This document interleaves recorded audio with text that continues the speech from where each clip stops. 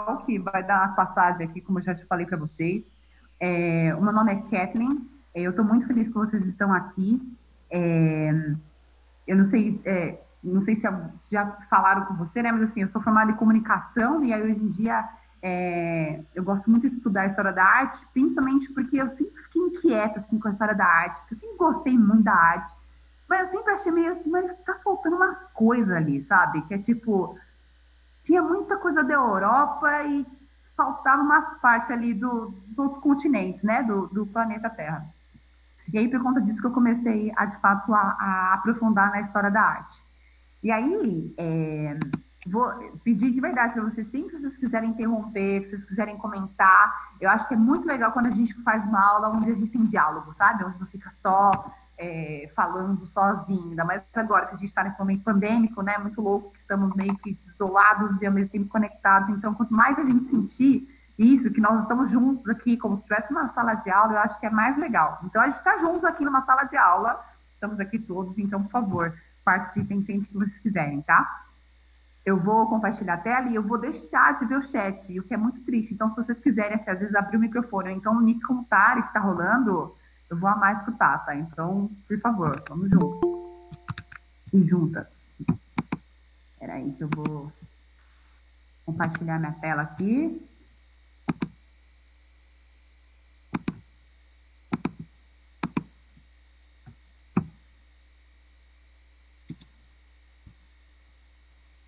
Vocês estão vendo minha tela? Sim. Então, vamos lá, é isso. Eu queria agradecer por vocês estarem aqui. E aí, primeiro, eu também estou muito feliz de estar aqui, porque eu vou contar aqui, assim, a aula de arte, infelizmente, muita gente, ainda mais quando a gente está se preparando tanto para vestibular ou para Enem, a gente acha assim, meu, arte, imagina, gente, não precisa de aula de arte, não precisa de aula de matemática, aulas que de fato são importantes. E aí acaba que as aulas de arte quase, muita gente não dá muita moral, sabe, para as aulas de arte. O que faz sentido, porque acho que muito tempo, a nossa sociedade mesmo, a gente não valoriza essas coisas muito abstratas, isso é coisa meio de hippie, essas coisas, a gente não tem essa cultura também de a gente olhar para a arte. E talvez, e eu sinto um pouco isso, porque a gente geralmente tem aulas de arte que são muito focadas nisso que eu estava falando para vocês, na história da arte europeia, né? E aí aqui eu trouxe o tema da aula, né, que eu pensei para iniciar isso, porque é isso, a gente vai começar a ter história da arte. Vamos lá falar sobre a pré-história, a gente falar de pinturas rupestres, o paleolítico, o neolítico, aí depois a gente vai para a antiguidade, né? Como se toda a história ela fosse dessa maneira linear, né? Que uma coisa acontece, depois a outra acontece, depois a outra acontece.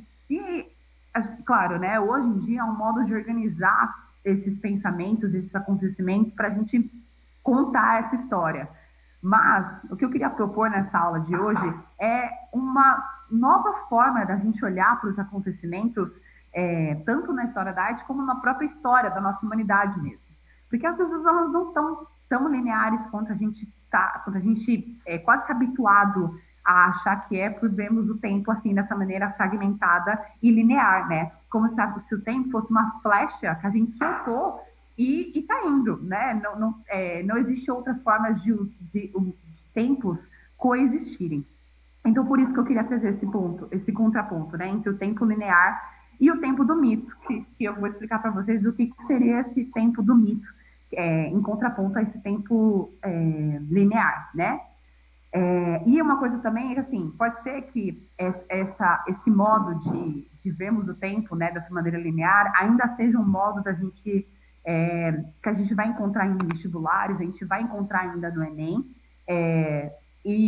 mas eu acho, e eu quero acreditar, e acho que muitos debates que estão acontecendo depois do que estamos vivendo, né, que a gente não sabe ainda quando é o depois, porque a gente ainda está vivendo, mas eu acho que o mundo, né, depois do que aconteceu em 2020, eu espero que a gente tenha um chacoalhe para a gente parar um pouco para pensar se faz sentido a gente manter essa flecha em movimento continuamente para frente, sabe?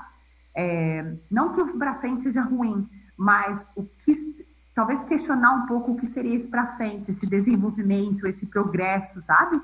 Porque a gente está vendo que dos impactos que todo esse modo da gente ver a história, desse modo da gente continuar a história, está gerando para tanto nós como espécie humana, quanto para o mundo, para tudo, né? Vocês estão me escutando bem? Dá pra escutar bem.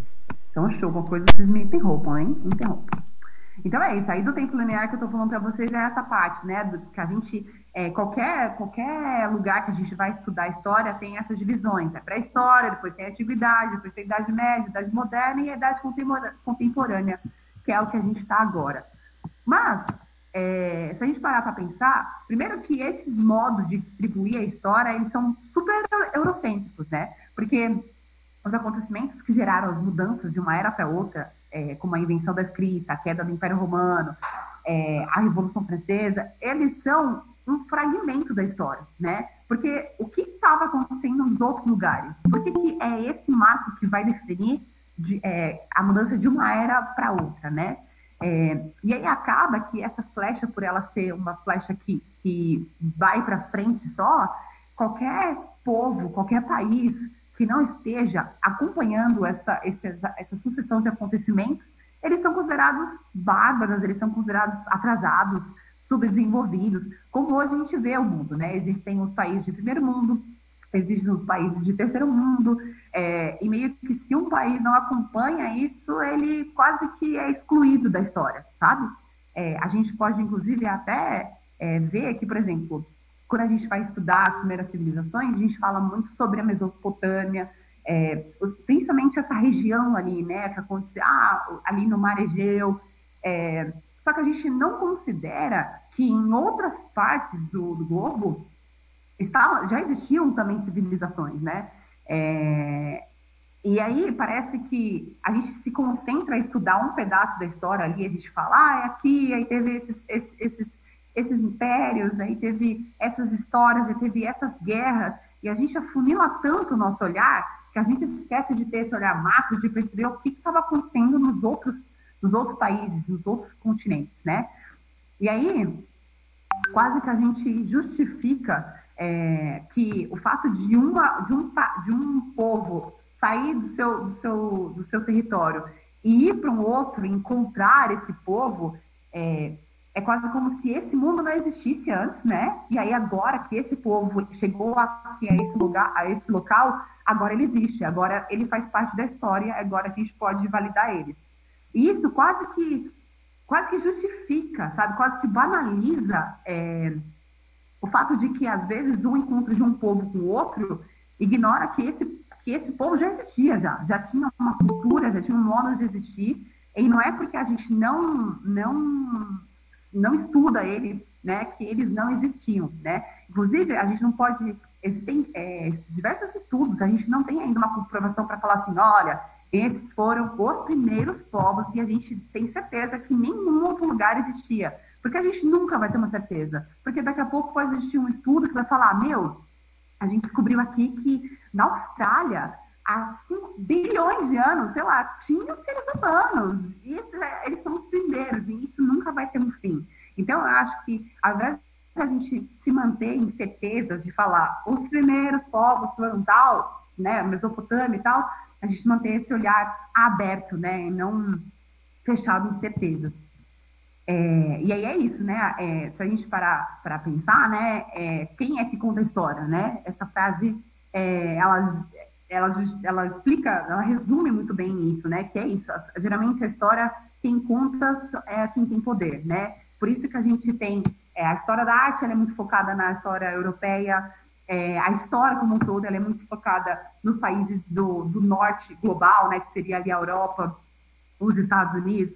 Que são quase que isso, né? Os poderosos contando a história, e a gente hoje em dia tá rolando esse debate de que quem é que conta as outras histórias, né? Ou então, quando contam, esses vencedores contam a partir do olhar deles, não conta a história como de fato é.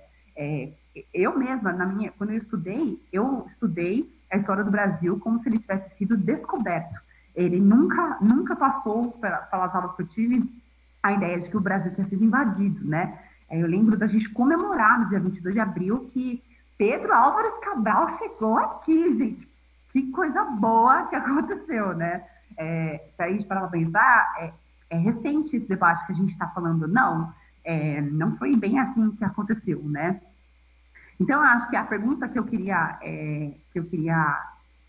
germinar aqui, conforme a gente está falando isso, se a história, né, seguiu essa cronologia de pré-história, antiguidade e tal, e tecnicamente todos nós, o planeta inteiro, está passando por essas eras, e por isso que a gente estuda a história assim, o povo que não estiver seguindo isso, ele é considerado atrasado, ele é considerado bárbaro, primitivo. Por quê, né? Vou passar esse slide que depois a gente volta aqui. Porque hoje em dia a gente sabe que existem povos que continuam a exercer ações que eram consideradas, por exemplo, lá da pré-história, que são que fazem sua própria cerâmica. Aqui a gente está vendo uma cerâmica de Marajoara, que a gente estuda na história da arte comum, a gente estuda isso. Deixa eu escutar. Não foi, peraí. A gente estuda sobre as cerâmicas como se fosse algo do passado. Veja aqui as cerâmicas. A gente estuda aqui as artes rupestres do passado, as tecelagens, as pinturas corporais, os objetos que foram feitos a partir da pedra. A gente estuda tudo isso como se fosse, olha, antes os povos, eles faziam isso. Mas assim, esse maravilhoso, Jennifer, eu só vi aqui um pedacinho, mas depois a gente fala mais disso, mas eu gostei muito. A gente fala disso como se fosse no passado, né? Como se fosse assim, nenhum povo usa mais isso. A gente fala a verdade, a gente usa computador, né? Imagina fazer cerâmica, gente, Tapaué tá aí para isso, não tem mais isso. E a gente ignora que existem povos que até hoje eles vivem disso. E eles não são primitivos, bárbaros ou atrasados porque eles vivem assim, né? Eles, pelo contrário, né? Eles, na verdade, eles conseguem mostrar pra gente que é possível, por exemplo, como o comentário que a Jennifer fez, de que é possível eles exercerem as suas tradições, eles fazerem as suas pinturas corporais, as suas tecelagens, e ainda terem computadores, e ainda produzirem suas comunicações a partir dos meios tecnológicos, sem, de fato, jogar isso fora como se isso fosse algo atrasado e a tecnologia que hoje em dia a gente usa fosse algo que representasse o progresso, sabe?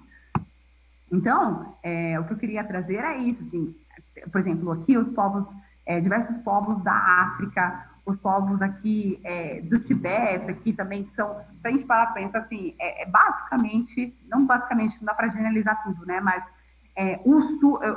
existem pensadores, né,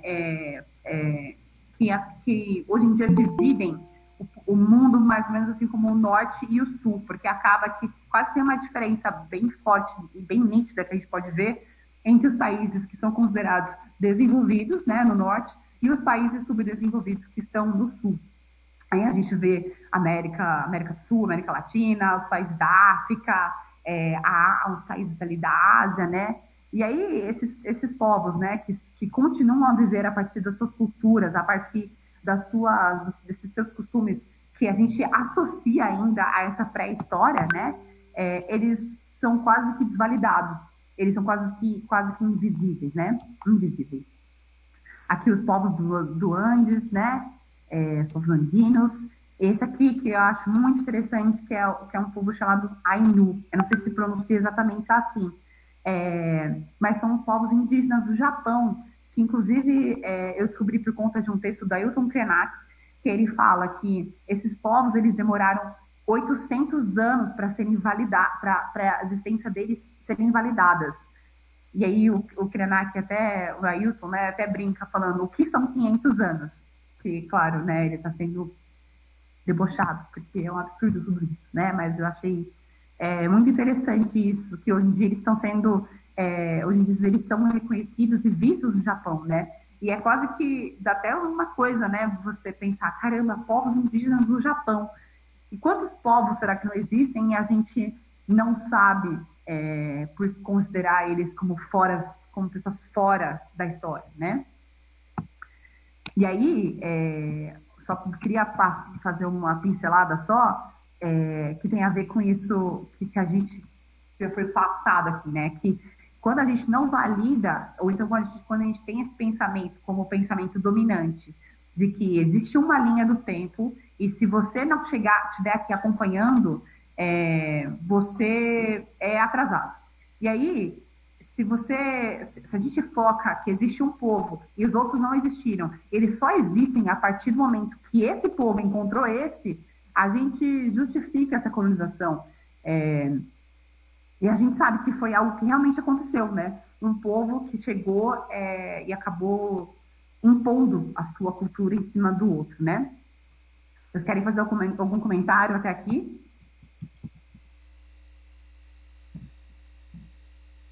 É interessante que até onde eu vejo o jeito em que a história geralmente é contada nos livros me parece muito ou focado na Europa ou focado na América do Norte. Exato. Exato. E é isso, né? Quem é que conta essa história, né? Quem foi que contou pra gente, né? Será que se a gente, por exemplo, hoje em dia a gente está vendo que, por exemplo, as pessoas negras, as pessoas indígenas estão falando agora, do tipo, olha, não é bem assim, a história não é só isso, tem essa parte aqui, tem isso, né? E será que se a história não fosse contada desde o início por elas, se as nossas escolas, nossos livros não fossem escritos, se todo o nosso mundo não tivesse essa diversidade de participação, será que não aconteceria essa multiplicidade de olhares também, né? A gente não teria outras narrativas a não ser essa eurocêntrica ou norte-americana, né? A própria nossa cultura, né? Quantos filmes a gente assiste, por exemplo, de um país, tipo, australianos, assim, super, então, vou assistir um filme australiano. Não chega até nós, né? Só chega meio que filmes da indústria americana, por exemplo. E se você assiste um filme australiano é porque você curte, um filme estranho aí. E não devia, porque são culturas, são povos que estão existindo nesse mesmo momento que nós estamos agora, em 2021. Eles não estão na pré-história, eles não estão em outro momento da história, né? E aí, o que vocês, inclusive, eu estou vendo aqui que falaram aqui no chat também, é isso, né? Eu queria trazer todo esse debate para a nossa primeira aula, porque hoje em dia eu acho que não faz mais sentido a gente começar falando sobre isso. Vamos estudar agora o Paleolítico, aí o Neolítico, aí aconteceu isso. Aí veja aqui essas pinturas rupestres, veja aqui, porque seria quase como desvalidando a existência de pinturas rupestres que são feitas hoje em dia. Aqui eu acabei colocando o texto em cima, peço desculpa a vocês, mas existe uma pedra ali perto do Parque do Xingu que tem gravuras rupestres, inclusive é um símbolo de extremo valor para esses povos, que infelizmente, inclusive, foi depredada a esses tempos, em 2018 ou 19, se eu não me engano. E aí, como que é 2019 ou 2018 que existe uma pedra com pinturas e gravuras rupestres? Não está na pré-história. Como que eu conto a história dessa maneira linear, sendo que existem povos que hoje em dia valorizam essas pinturas e elas não são consideradas atrasadas ou do passado, né? As próprias cerâmicas, né, indígenas existem até hoje. Até mesmo aqui, por exemplo, um arco e flecha. Parece que é algo que, nossa, veja aqui, pessoal, vamos estudar aqui as peças, né, que foram construídas dos povos do início das primeiras civilizações. Quando, na verdade, é um instrumento que é utilizado, muito valorizado até os dias de hoje, né?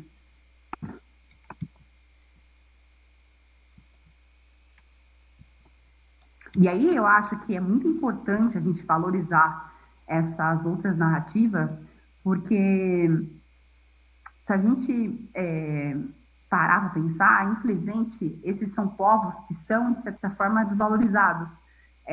São povos que são oprimidos, que têm a sua cultura destruída, que têm suas casas destruídas, e são povos que defendem profundamente a natureza, não porque eu tenho aqui um afeto pela natureza, mas porque eles são profundamente, o modo de vida deles é profundamente ligado com a natureza, né? Então é uma forma natural de defesa da onde eles vivem, porque não existe nem mesmo essa separação, essa dicotomia entre ser humano versus natureza, sabe?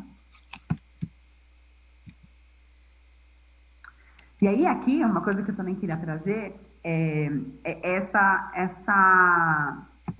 aqui a prof deu uma errada aqui é pré-história, tá, gente? Peço desculpas a vocês se escrito errado. Mas o que eu queria colocar aqui é que essa parte aqui da pré-história, né, que aqui eu trouxe essa imagem, que é considerada dentro desse modo linear que a gente está falando, como a primeira cidade, né, que ficava na Anatólia, que é a atual Turquia. E aí é o começo, né, das populações que começaram a fazer sociedades, porque não precisavam mais se locomoverem, né, elas não precisavam mais ser nômades, então elas moravam perto de rios, elas moravam perto de montanhas, porque tinha o extrativismo para fazer alguns utensílios, né? Aí começou a estratificação de bronze, de cobre, bronze, ferro, e aí nessa maneira linear a gente vai lembrar que a história é dividida entre a era do bronze, a era do cobre, a era do ferro, né? Como também, aí de novo, aí linear, vai. Se você não acompanhou, você perdeu o bonde aqui, ó, o trem do progresso, sabe? E aí, o debate, né, e a importância também da gente questionar isso, é que esse mesmo pensamento extrativista, quando ele veio para as Américas, né, por meio dos colonizadores, ele chegou com esse pensamento de que, nossa, olha aqui quanta matéria-prima, olha aqui quantas montanhas para a gente explorar, né? Era uma terra fértil, né? Rica para exploração, né? Aí aqui eu queria trazer um trecho de um texto do Ailton Krenak, que eu respeito, admiro profundamente, e o Davi Copenau, que eu também amo e respeito profundamente. E aí, que é um resumo dessa ideia, né, de que como que esse modo de existir dessas consideradas primeiras civilizações, quando elas chegaram nesses outros países, esses outros territórios que eram atrasados, né, qual é a mentalidade que chegou até aqui, né? E aí eu vou pedir licença para vocês e ler, um trecho que parece grande, mas não vai ser grande, vai ser rapidinho. Que é uma história, né, de que quando eles foram até Atenas, e o consulado do Brasil em Atenas pôs uma pessoa para nos acompanhar em vista à Acrópole, ao Arco do Adriano, ao Templo de Zeus. Que é outra coisa que também a gente, com certeza, iria estudar se a gente mantesse essa forma de estudar a história da arte. A gente passou aqui pela pré-história, certo? Agora a gente vai para a antiguidade. Vamos aqui estudar Atenas, Grécia, vamos aqui estudar as ruínas, aqui as pilastras, esse modo de arquitetura, né? Como esse modo de arquitetura veio para cá, né? Como que a gente vê isso produzido nos países. Isso tem um pouco, falta um pouco de olhar crítico para isso, né? Porque o que mais aconteceu, né? O que mais veio junto dessa cultura, que essas primeiras civilizações que quase que dominaram a cultura, né? Em muitos países. Aí, quando chegamos lá, perto do Mar Egeu, numa ruína, com aquelas colunas quebradas, com pedras caídas para todo lado, restos de antigos templos tombados no chão, num mar lindo à nossa vista, em um dia de luz bonita e sol. Paramos ali e a nossa acompanhante do consulado brasileiro ficou junto com a gente contemplando a paisagem. Então, ela perguntou para mim e para o Davi: o que vocês acharam desse lugar? Vocês gostaram do passeio? Eu fiquei num vazio, assim, pensando do que eu ia responder. O Davi me antecipou um pouquinho e disse, aí essa parte: eu gostei de vir aqui, porque agora eu sei de onde saíram os garimpeiros que vão destruir a minha floresta. Fuçar a minha floresta como se ela fosse pó. O pensamento deles está aqui. Eles fizeram isso aqui e foram fazer o mesmo lá onde eu vivo. Eles reviram a terra, eles quebram tudo.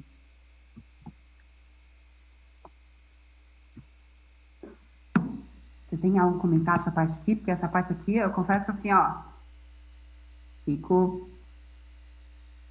Isso me lembra muito de quando eu vi o Ailton Krenak lá na TV Cultura, num programa que era Roda Provocações. Ah, também tem essa. Provocações. E ele tava falando, né? Ah, se fosse um conselho que eu pudesse dar para as pessoas, que conselho eu daria? Ah, que tal saber andar na terra sem fazer estragos? Era uma coisa desse tipo. E eu, caramba, consciente. Exato.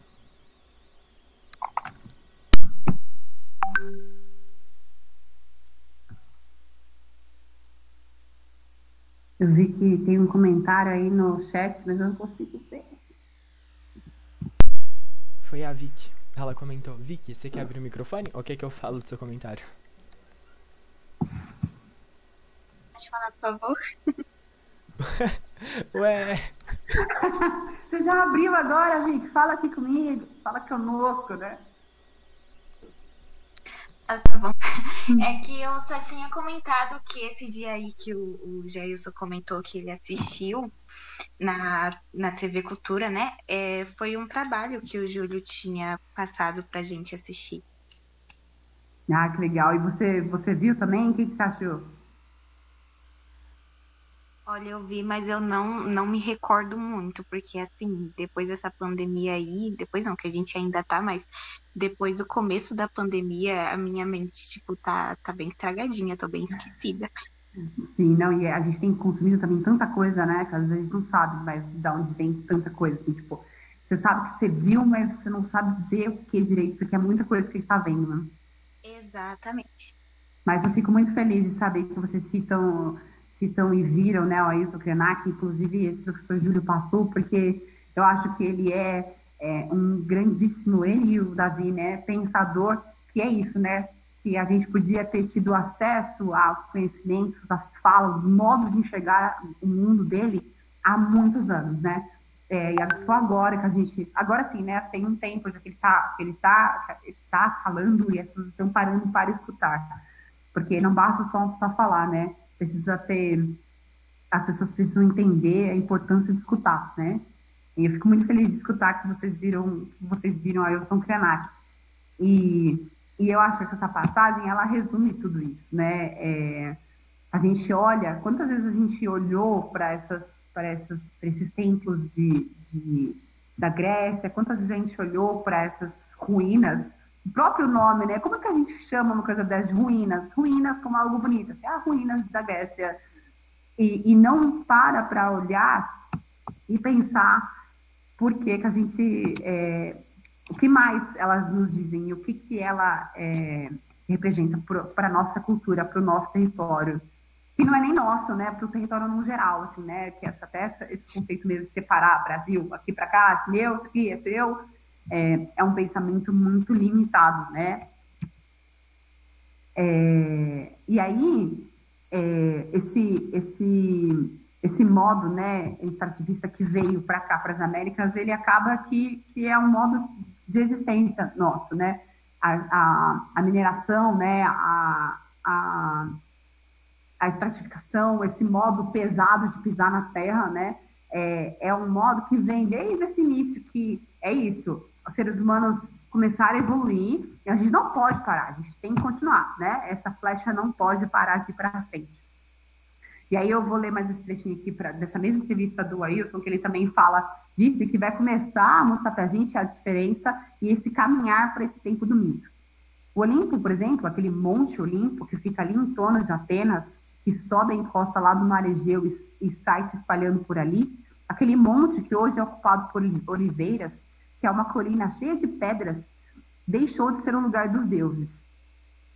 Eu não sei se vocês sabiam, não sei se vocês já viram imagens do Monte Olimpo, porque a gente tem essa, eu não sei vocês, mas eu tenho no meu imaginário o Olimpo como o Olimpo dos deuses, né, mesmo assim, você vai estudar a história das mitologias da Grécia, né, e aí você tem o Olimpo como realmente o Olimpo, como dos deuses mesmo.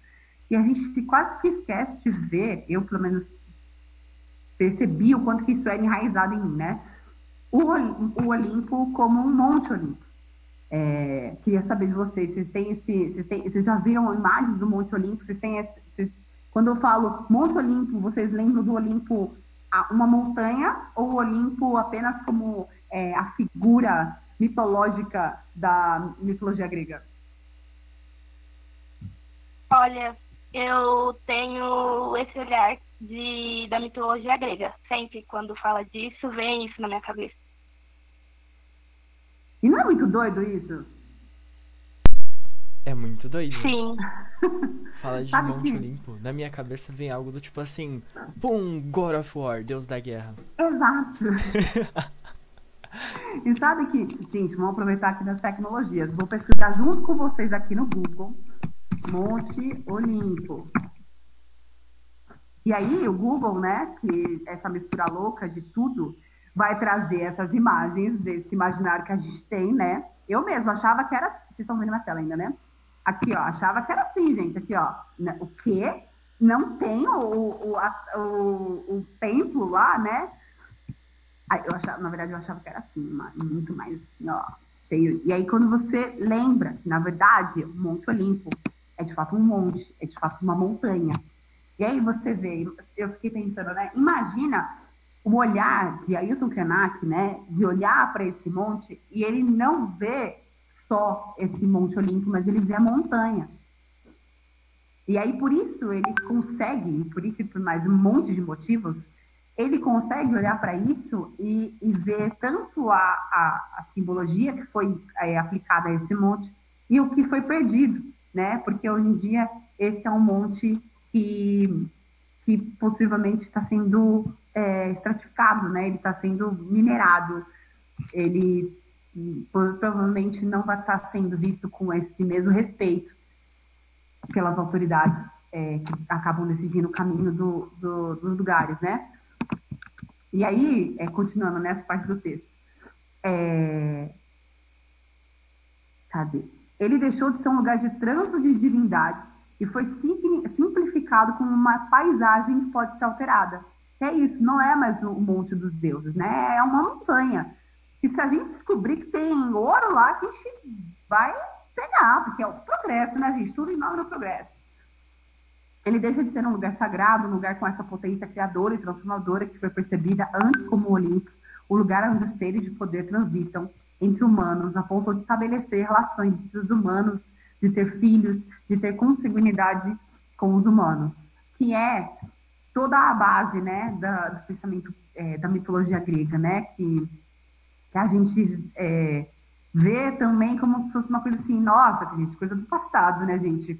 Essa pessoa, imagina, a gente conhece alguém da Grécia, a pessoa fala, não, eu realmente, de fato, eu acredito nisso, eu peço toda noite para um Deus, para algum tipo de Deus, porque eles não têm um único Deus, né? Isso nos parece estranho, porque parece algo que ficou no passado, né? Ou então que é algo de brincadeira, não é de fato verdadeiro, né? Não existe essa possibilidade das pessoas terem esse tipo de cosmovisão. E aí eles, aqui, né, continuando no texto, eles abandonaram uma cosmovisão e passaram a perseguir agora uma ideia de polis, uma ideia de cidade, de sociedade, uma ideia de civilização que começa a viver angústias de ter certeza de alguma coisa.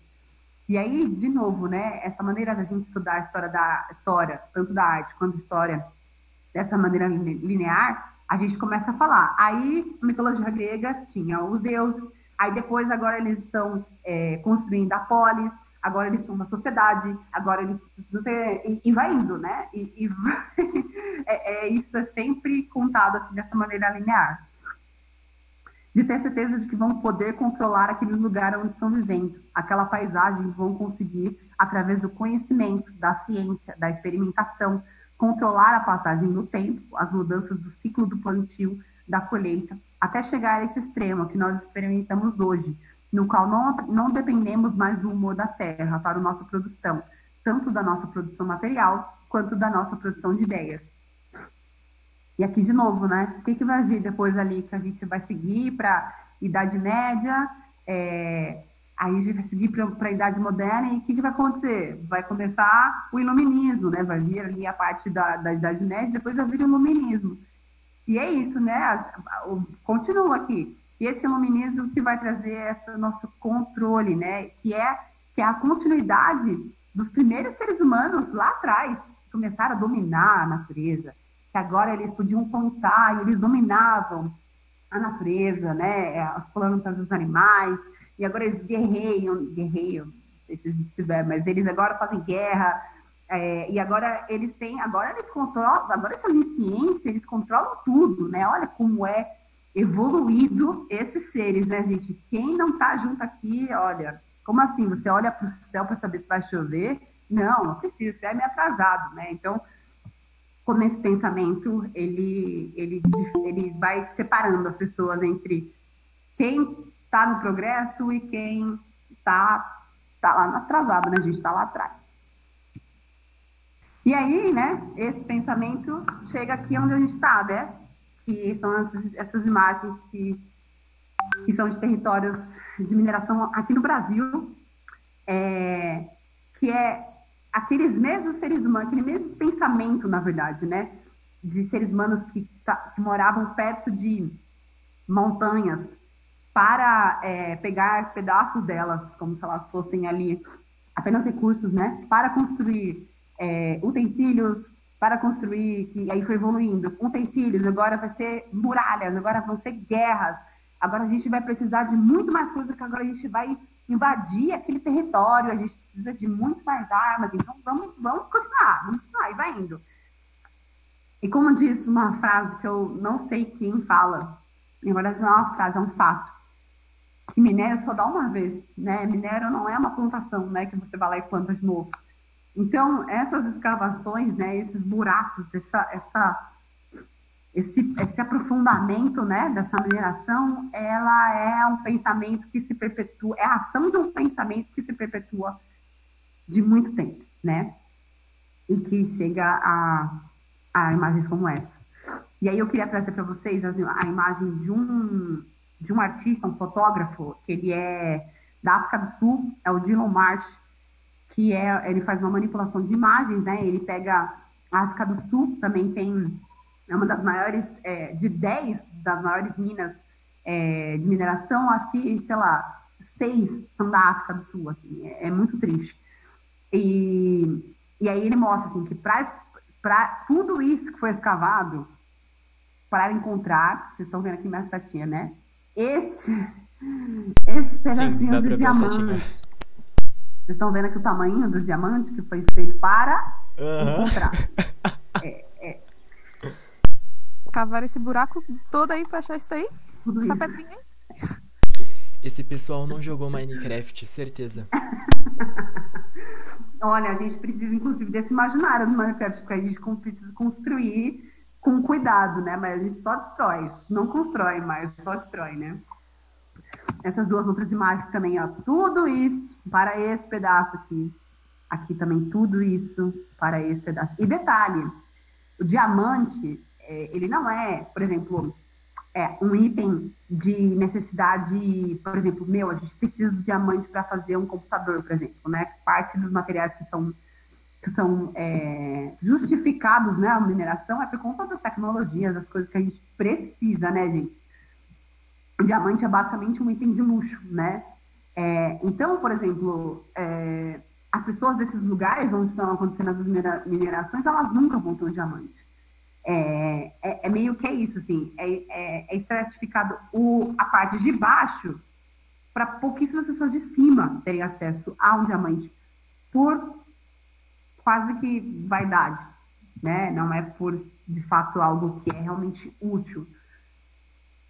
E é desesperador pensar isso, né? Eu confesso que eu fico assim, ó... Muito bizarro. É bizarro. É bizarro, a palavra é essa. Aí também tem esse fotógrafo, né? Que é um fotógrafo brasileiro, não sei se vocês conhecem, que é o Sebastião Salgado. Ele também tem um longo trabalho de fotografia, né? Quase que uma denúncia. E é muito louco, gente, isso aqui, porque parece um formigueiro, né? Essa imagem. E é uma coleção de imagens que ele fez teve uma época aqui, né? Tem até um filme, acho que se chama Terra Pelada, inclusive. Que foi quando teve o boom, assim, da mineração em Minas Gerais. E aí diversas, milhares de pessoas iam para essas minas em busca de ouro, né? Em busca de pedras preciosas. E aí ele tirou essa foto de como de fato era. E era isso. Vocês imaginam isso, gente?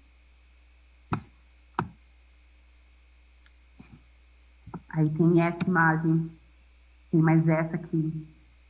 E, infelizmente, né, Aqui eu acho essa imagem particularmente muito simbólica, porque tem esse homem branco, que deve ser um homem, o gerente, né, o chefe, o patrão,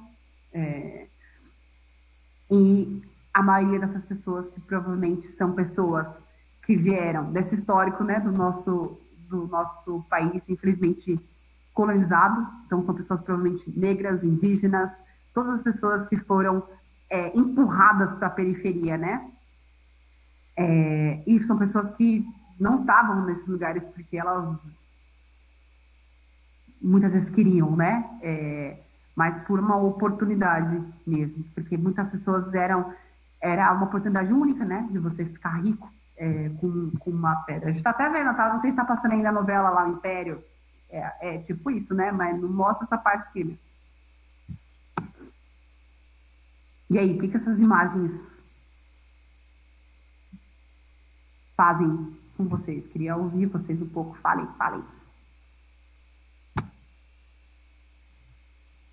Então, desculpa o barulho, é que a televisão tá ligada no quarto. Imagina, tá tranquilo, dá pra ver. As imagens que ela passam, eu não sei se alguém lembra, mas a professora Elaine levou a gente na Fábrica de Cultura, né? E lá teve uma exposição das obras dele, lá do Sebastião Salgado, foi bem interessante. E a característica das obras deles é que ele sempre retrata muito as coisas, não é de uma forma triste, mas de uma forma mais realista. E ele sempre pega causas sociais, e essa é uma causa social muito forte. Exato. Que, no caso, está falando do povo lá, que estava sempre a chance literalmente de 1 em 1 milhão, que era achar um diamante. E eles se matavam por causa disso, se matavam entre si, se matavam de trabalhar, de cansaço. Então eu acho que é uma mensagem que passa muito forte, entendeu? Do povo, da nossa história também. E o que a gente está refletindo até hoje, né? Porque até hoje ainda somos 1 em 1 milhão. A chance de fazer uma faculdade boa, de conseguir sucesso numa carreira, naquele meio que você fez a faculdade, também é 1 em 1 milhão, né? Porque o mercado de trabalho também é muito, muito concorrido, principalmente em pandemia. Então eu acho que essa imagem, ela reflete muito da nossa atualidade também. Nossa, Yasmin, muito legal isso que você falou. Que bom que você... É que eu tô na conta da minha irmã, meu nome é Tainá. É que Tainá, desculpa. Não, mas tá tudo bem. Participar da aula. Não, mas pode falar, que bom que você já falou. Tainá, muito legal você falar isso, porque é isso que você falou de como que esse mesmo pensamento, né, ele se desdobra para a faculdade, para o mercado de trabalho, para tudo, né, que é isso, esse pensamento ele vai se desdobrando em tudo. E é muito triste, né, de pensar que a gente vive dessa maneira de competição, como se não tivesse para todo mundo, né, como se fosse... A gente tem um pensamento muito escasso, né? Só alguns, só vai dar para ter para alguns, né?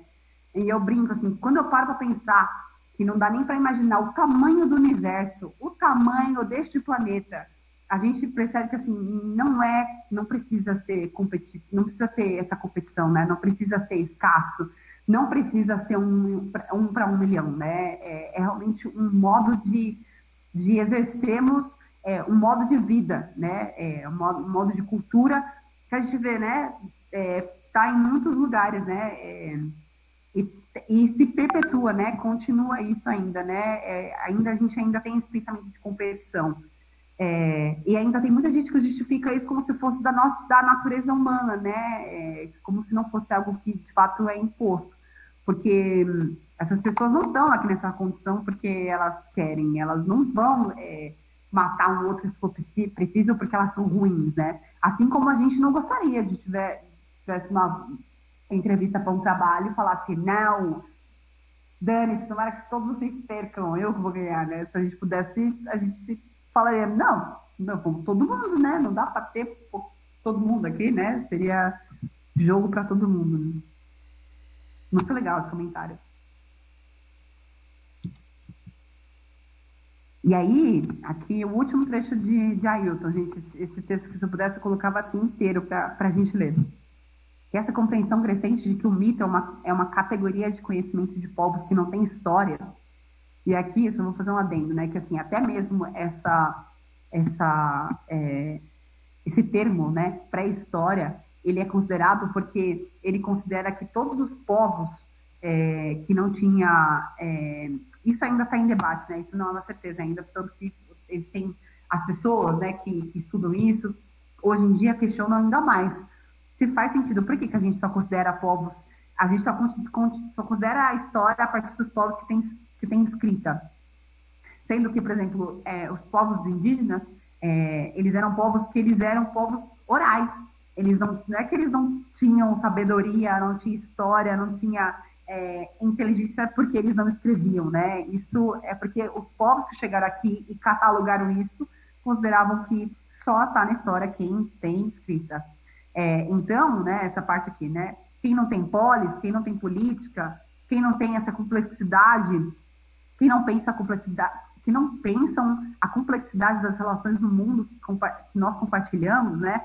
É isso. Se os povos não têm uma hierarquia, né? Se um povo ele não é patriarcal, se um povo ele não tem essa configuração de cidade, né? Essa configuração de hierarquia, estratificação das cidades, então ele é um povo, não sei, esse meu pensamento é um pouco atrasado, né? Esse povo não vamos considerar muito bem.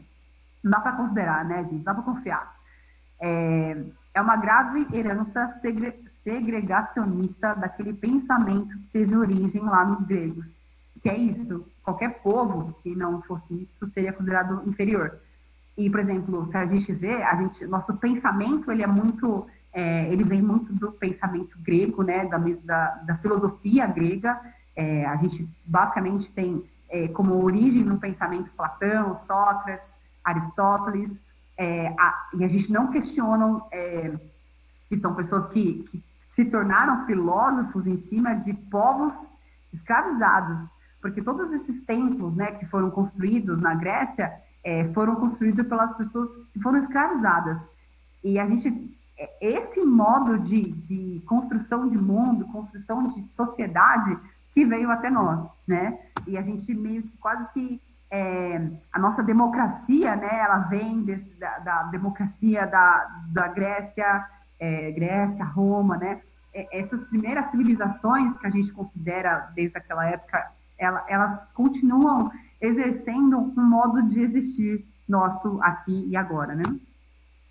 E aí o tempo do mito, que é esse contraponto em relação ao tempo linear, ele vem com essa ideia de que perspectiva de política completamente, né, que a gente chama de democracia, né, ela vem da política, né, dos grandes debates ali, né, da Acrópole.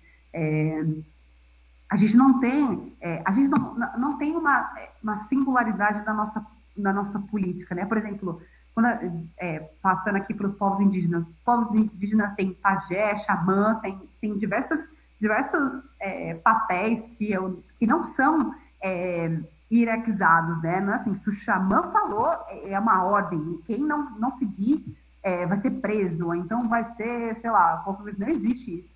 E ao mesmo tempo existe toda uma forma, né, deles viverem, todo um respeito que mantém uma ordem que a gente não tem nem ideia como é que funciona, tá? Porque a gente não tem nem isso no nosso imaginário. A gente só tem esse imaginário hierarquizado, né? De que um manda e todos os outros obedecem. E existe um grupo que decide para todos os outros. Não existe respeito. Esse que manda não é um ancião que se tornou alguém porque é sábio, né? A gente nem considera essa possibilidade de existência num mundo assim, né? E esse início dessa primeira aula que eu queria trazer para a gente, né, de falar sobre isso da história da arte, que além da gente debater sobre isso, questionar se faz sentido esse modo linear da gente contar a história, para a gente também quase que possibilitar em nós, germinar em nós, como se fosse uma semente que a gente pudesse colocar em nós e pensar, será que existiria outras formas da gente existir, da gente se organizar, da gente viver, tipo, na política, tipo, nas nossas construções, sabe? Caramba, será que faz sentido esses modos que a gente existe? Porque eles vieram de outros lugares, de outras realidades. E não é que eles são errados, ou são certos ou errados, mas eles fazem sentido dentro daqueles povos, daquele território, né? Talvez uma pilastra que foi construída na Grécia faça sentido com os materiais que eles tinham lá. Talvez isso não fizesse sentido aqui. E por que a gente reproduz isso? Fica quase uma coisa meio descolada da realidade, que não tem a ver com o que a gente de fato vive e sente como povo, sabe? E aí fica uma coisa meio quase que elitizada também, né? Veja aqui essa pilastra aqui da Grécia. E aí esse tempo do mito é esse tempo que tem uma definição aqui, né, que é o que o Alex falou, que é uma definição linda, que é a transição do tempo do mito, tempo em que é possível tudo, em que é possível que os mundos se intercambiem para um mundo chapado, que é esse mundo que a gente está, né, com uma história linear. E chapado, que ele diz, é isso, meio assim, não existe espaço para a gente questionar outras coisas, outros modos, não existe espaço para a gente viver em outros ritmos, sabe? Será que faz sentido a gente meio que ficar sempre numa correria, nesse sentimento de competição, nessa coisa de achar que a gente tem que saber todas as informações, porque isso é tecnologia, isso é o desenvolvimento, né? Não tem régua dessas que você pode contar o tempo das narrativas cósmicas ou cosmogônicas que os nossos ancestrais experimentaram e que alguns de nós herdaram. Esse tempo, né, que o Ayrton diz que é o tempo antes do tempo, que é o tempo antes dessa flecha ser lançada, que é o tempo que, quando não existia tempo, que eu queria até escutar de vocês, mas eu, pelo menos, eu sinto um alívio, quando assim, nossa, que delícia, existia um tempo onde a gente não precisava se preocupar com o tempo, porque o tempo só era, sabe? Não existia isso de, tipo, meu, tem que correr porque o tempo está passando. Parece que a flecha está indo e a gente está indo atrás, a gente precisa correr atrás dessa flecha aí, né? Então eu acho bonito essa possibilidade, sabe? E essa passagem do tempo em que não havia angústia da certeza, que é isso também, né? Não existe essa certeza de que o controle das coisas, o controle da natureza. Hoje a gente tem um modo de produzir que é cheio de agrotóxicos e cheio de tecnologias, porque é um modo de controlar as coisas. Não existe a possibilidade de uma maçã sair de formato diferente, porque maçã sempre vai ser desse modo, porque existe um negócio que coloca a maçã assim. E a gente tem que ter certeza que a gente vai colocar e a maçã vai nascer. A gente não se permite a viver o tempo da terra, né? O tempo da colheita, o respeito de se ornar, de andar junto com o planeta, né? Essa passagem do tempo que não havia angústia da certeza deve se referir ao instante imediatamente anterior à linha que divide os povos, que tem história, que são esses povos, né? E todos os povos de antes, que passariam a ser os povos que têm mito. E que, se você tem mito, é inferior. Porque aqui, dentro desse espaço de tempo da flecha, só conta quem tem história. E aí, eu vou parar aqui de compartilhar com vocês. 8:04. Deixa eu parar. Como é que faz aqui? Peraí. E aí, eu queria escutar um pouco de vocês antes de passar o meu último slide. Como a gente já são 8:04, 8:05, e é um vídeo longuinho, eu vou passar para vocês, até porque eu acho que é um vídeo, assim, que merece, sabe, parar e ver, assim, tipo, fazer, assim, sabe? E aí eu vou passar o link para vocês, aí vocês vejam, e eu peço que vocês, obviamente, decidam se vocês querem ver ou não, mas eu recomendo muitíssimo, porque é um dos vídeos mais lindos que eu já vi em toda a minha vida, e que esse modo, a gente aqui falou sobre a definição do termo, né, que não é definição também, porque não é tão certo assim, né, a definição desse tempo do mito, mas esse vídeo é um modo de demonstrar como seria esse tempo do mito, que é um tempo que é cheio de narrativas, que não tem uma história única, né, e que tem essa possibilidade de diversos mundos, povos e culturas coexistirem, sem que um mundo, um território, uma população se imponha para as outras e seja considerada certa, enquanto as outras não são certas, porque não são muito viajadas. E agora eu queria ouvir vocês, falei loucamente, hein? Seria, então, como uma sociedade meio que utópica, seria... Exato, mas aí, utópica, tem inclusive um livro muito legal do Darcy Ribeiro, chamado Utopia Selvagem, que fala sobre isso, né? Sobre como seria um Brasil utopicamente perfeito. Mas o legal é que a utopia, ela talvez nunca vá se concretizar. Ela sempre vai ser só um horizonte para que a gente vá em direção a ela. Porque perfeito também não é algo estático, né? Tem uma definição da Bell Hooks que ela fala que perfeito não é algo estático, é algo que constantemente se perfaz, né? Perfeito. Então é uma constante. Então acho que se a gente imaginasse isso, porque aí a gente tem bastante trabalho a se fazer, né? Porque seria um mundo onde caberia tudo, todas as pessoas, todos os seres, tudo, né? Exatamente, porque é vivo, né? Não é final, assim, gente, aqui tem uma resposta, vocês que se encaixem, e é isso. Não é vivo, é pulsante, né? A gente não sabe o que vai acontecer, é isso tem que dar incerteza, sabe? Eu não sei. E é desesperador também, a gente que não está acostumado a isso, a gente está acostumado a ter certeza, querer ter certeza, querer saber que a maçã vai existir, que amanhã vai amanhecer, né? Um outro modo de viver, é um estar, como diz o Ailton Krenak, radicalmente vivos, né? Mas eu queria escutar vocês agora, por favor, nos nossos minutos finais aqui da aula. A gente vai até as 8, né? É isso mesmo, né? Sem problema nenhum. E aí, quero saber de vocês nos comentários. Eu vou passar para vocês aqui o vídeo. Por favor, vejam depois. E aí, se vocês verem na nossa próxima aula, eu não sei exatamente quando vai ser um tempinho, mas eu queria muito escutar de vocês. Ou então, também, aqui no último slide, eu deixei meus contatos, meu e-mail, meu telefone, que caso vocês tiverem alguma dúvida, como a gente está nesse momento aí virtual, né, a gente vai ter que fazer contatos virtuais também. Então, se vocês quiserem mandar comentários, perguntas, pedirem qualquer coisa, eu queria deixar aqui no WhatsApp meu e-mail para vocês, fiquem à vontade, tá bom? Eu adoro conversar, adoro trocar, e o que eu puder vou ajudar vocês, por favor, sintam-se muito à vontade para falar comigo, tá? E agora eu queria escutar vocês, porque eu falo, eu queria escutar vocês, mas não pode falar, né? Ninguém vai ser nada.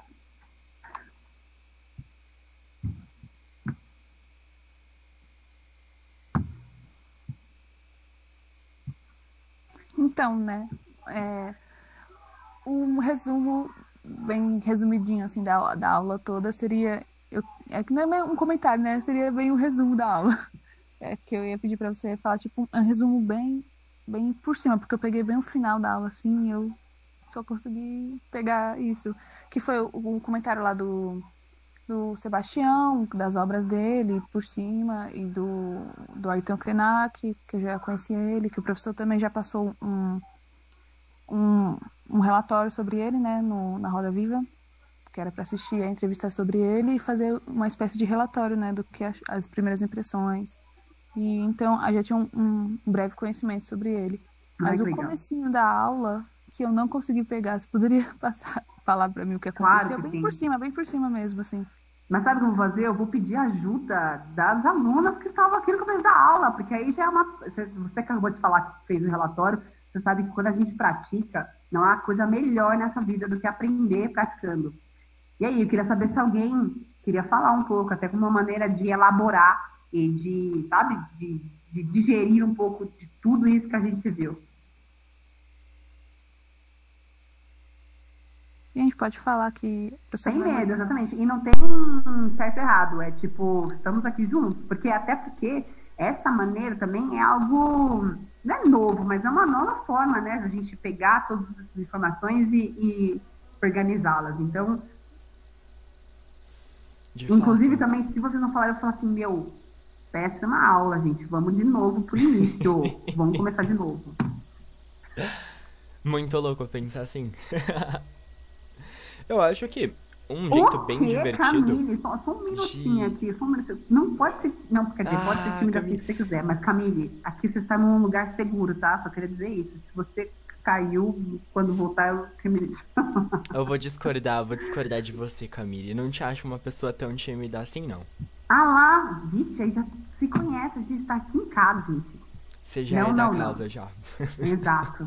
Mas diga aí o que você ia falar, por favor. É que ela fez o comentário e falei, não, peraí, vou pegar. Tá. Não, sobre isso. É que eu diria que os conhecimentos que a gente obtém numa aula, a gente vai digerindo com o tempo e a gente vai digerindo de uma forma bem melhor, mais elaborada, mais completa e constante, quando isso faz parte das nossas práticas diárias, quando a gente aplica isso na nossa vida.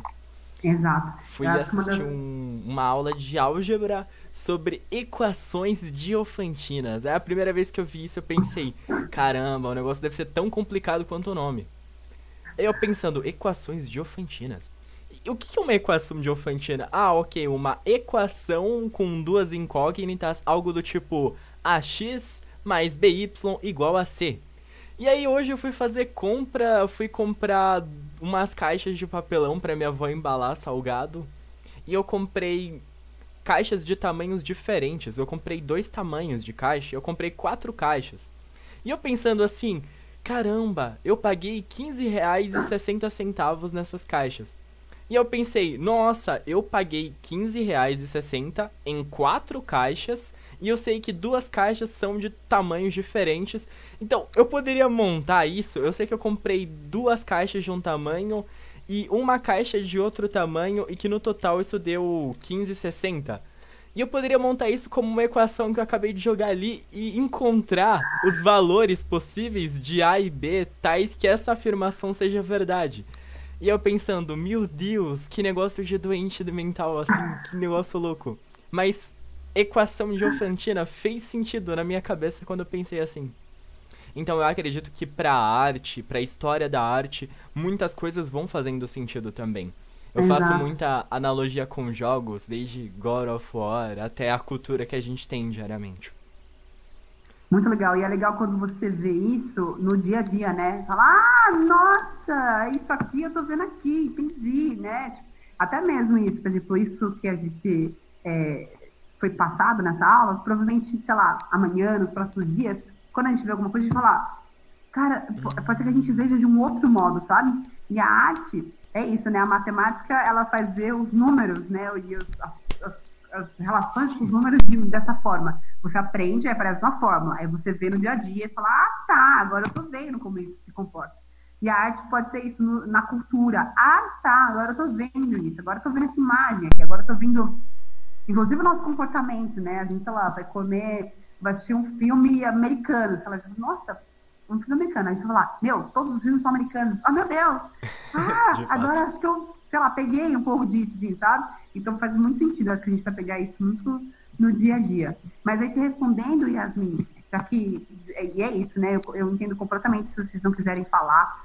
E Camille, se você quiser falar, por favor, eu queria muito escutar. Eu vou, assim, pedir mais uma vez. Você não quer falar?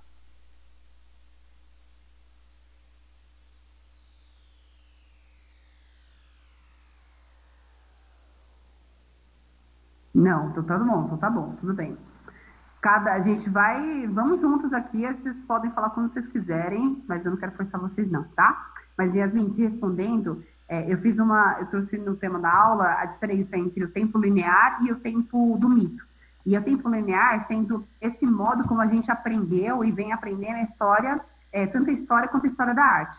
Falando que o mundo que se separava entre a pré-história, a antiguidade, Idade Média, Idade moderna e assim por diante, né? Como se isso fosse um modo, como se o mundo inteiro se dividisse. E toda a história, todos os movimentos artísticos, todos os acontecimentos da história, eles fossem encaixados dessa maneira linear. Como se todos os povos, todos os modos de existir que não seguissem esse modo, né, de contar o tempo, eles fossem considerados do passado, né, parados no tempo, assim, como se eles fossem considerados primitivos, bárbaros, né? Essa separação entre civilizados e primitivos, desenvolvidos e subdesenvolvidos ou em desenvolvimento, né? E aí esse modo de contar o tempo linear, como se o tempo fosse uma flecha que vai para frente em progresso, desconsidera todos os povos, todos os modos de existir que não sigam isso. E aí, a parte que você pegou, né, essa parte do Sebastião Salgado, foi para mostrar que essa maneira de desenvolvimento, de progresso, que começou com as primeiras, que são consideradas, né, hoje em dia, as primeiras civilizações, né, ali na Mesopotâmia, ali nessa parte ali do Oriente, né, que aí se formou ali a Grécia, a Roma, e que todos esses modos, esses comportamentos culturais e de desenvolvimento e de configuração da sociedade, dos modos de existir, eles foram sendo implementados aqui. E hoje a gente vê modos de mineração, de destruição do planeta Terra, destruição desses povos, né? A desvalidação da cultura deles e da vida deles, inclusive, porque eles não seguem esse modo linear de existir. Eles vivem dentro desse tempo do mito, que seria esse tempo antes do tempo, né? Um tempo que não é porque ele não seguiu essa flecha que ele não é desenvolvido. Ele mantém-se com a cultura própria, com outros modos de existir, que não são tão fixos nessas certezas desse tempo que a gente pode encaixotar em pedaços, mas eles convivem com essas possibilidades infinitas do tempo das incertezas. Consegui te resumir? Você pegou? Conseguiu. Então é tipo o tempo do mito, você associou ele com os indígenas e a história dele, e eles não tinham escritas e etc. E associou também a nossa sociedade atual e o que seria dela se fosse o real tempo do mito, né? Isso, Eu consegui pegar direito aqui, eu sou meio lenta às vezes. Não tem problema. E isso, cada um tem um tempo, né, de digerir as coisas, então fica tranquila. Mas, se você, deixei aqui no contato, se você ficar com alguma dúvida, se você ficar pensando sobre isso, pode me escrever, que eu posso dizer mais, porque eu falei aqui em 5 minutos a aula de 1 hora, né? Então, se você precisar de alguma coisa, fala comigo, para isso não ficar confuso para você e para todo mundo também que tiver dúvidas, tudo bem? Sim. Se eu tiver alguma dúvida, assim, já tirei print da tela para salvar seu número bonitinho. Aí eu mando, tá? Aí, pode escrever mesmo. E acho que é isso, gente. Alguém tem alguma dúvida, quer dizer alguma coisa pra gente fechar?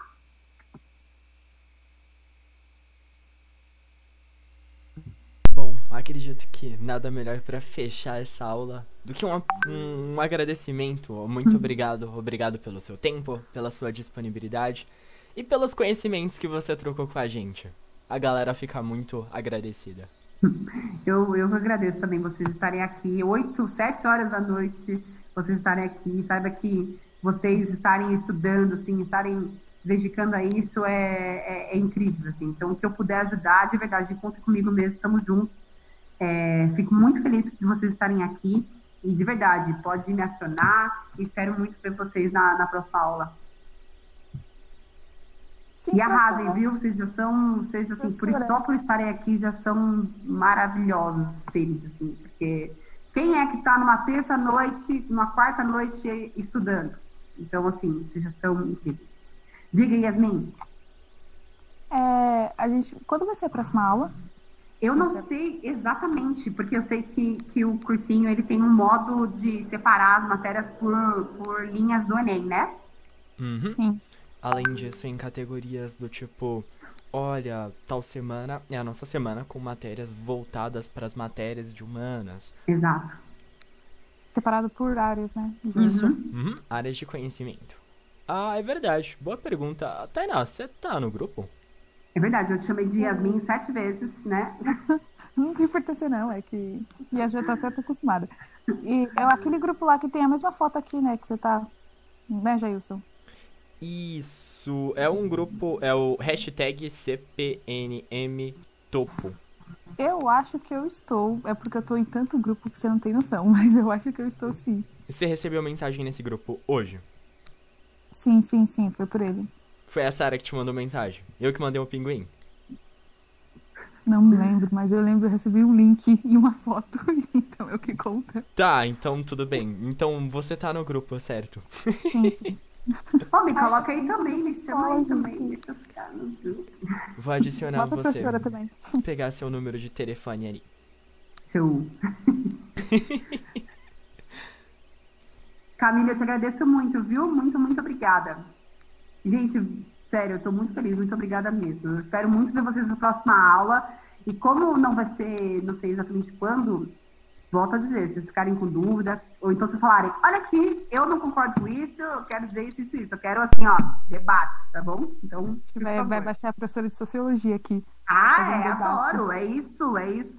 A gente só cresce com debate, só senão a gente fica... a gente tem que debater as coisas, que é bom isso, a gente se engrandece, a gente fala, não pensava isso, mas agora eu penso, gostei disso. Então, assim, se vocês não concordarem, pensarem diferente, ou inclusive quiserem falar outras coisas, fiquem à vontade mesmo, tá? Toda aula de toda história, matéria de história tem um pouco de sociologia também, então soco virtual, assim, é bom a gente, porque não dá para bater, então a gente precisa argumentar, tem coisa mais bonita aí, ó, isso sim é uma maneira de honrar o Sócrates, de Platão e galera aí que foi implantado em todos nós. Ai, fofa. É isso, gente. Muito, muito obrigada. Não deixe de ver o vídeo, por favor, porque ele é muito maravilhoso. E se vocês quiserem comentar comigo, porque assim, eu tô isso aqui, ó, vi o vídeo, fiquei, ai, meu Deus, que maravilhoso, eu queria aqui comentar. Então, se vocês quiserem comentar sobre o vídeo, tô aqui, tá bom? Porque é muito maravilhoso. Ai, Camille, tá fofa. Muito, muito obrigada. Ai, Camille, ó, assim, ó, vocês vão ter que escutar sua voz, tá? Porque, ó, aqui, ó, já se prepara aí, o seu tempo, mas eu quero muito escutar um dia, tá? Todo mundo aqui. Então é isso, gente. Muito, muito obrigada. Vão descansar, aproveitar a noite de vocês. Agradeço muito o tempo de vocês. E nos vemos na próxima aula, né?